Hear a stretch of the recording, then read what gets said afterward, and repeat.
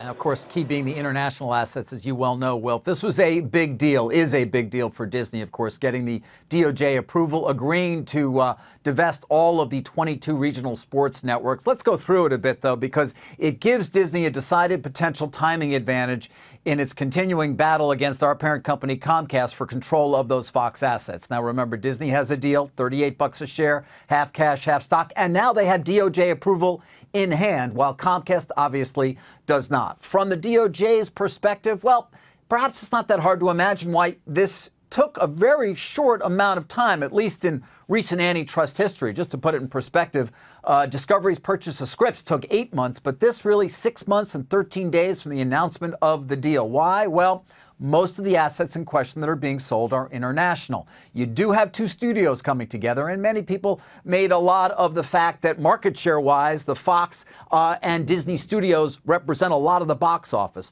But the DOJ apparently looking at it from the perspective of, hey, there is either 8 or 7 current players. We're either going to 7 or we're going to 6. The barriers to entry don't seem that significant. A la Netflix and Amazon, which weren't even players that many years ago, are now significant producers of original motion picture content at this point.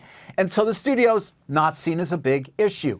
Then you move on to the cable networks. Well, Nat Geo and FX, they're not insignificant, but do they really change Disney's negotiating leverage with the distributors? Well, apparently the DOJ staff believe that was not the case. And in Hulu, once again, given that Disney is not a distributor, it was not seen as a potential issue. And so Disney gets this significant leg up yet again on Comcast in terms of timing, time value of money, the uncertainty that comes along with a potential Comcast bid, despite the fact that many think it would also get approved. The question is, when would it get approved? Now, I can tell you, DOJ has begun the review of Comcast's potential purchase of those Fox assets. They have, I'm told, had one meeting so far. It can move fast. And of course, in this case, it moved fast for Disney because they were willing to say, we'll get rid of all the RSNs. There was not really that much of a conversation around it. They didn't try to keep some. And so that did have the effect of, from DOJ's perspective, saying, okay, that was going to be where our main objective or our main objections might have been. And therefore, if you're eliminating that, well, you've eliminated a lot of what we might have spent a lot of time reviewing and talking about. Comcast could do the same. RSNs could say it wants to get rid of Hulu. Could even say we'll get rid of Nat Geo and FX. And so it could move quite fast.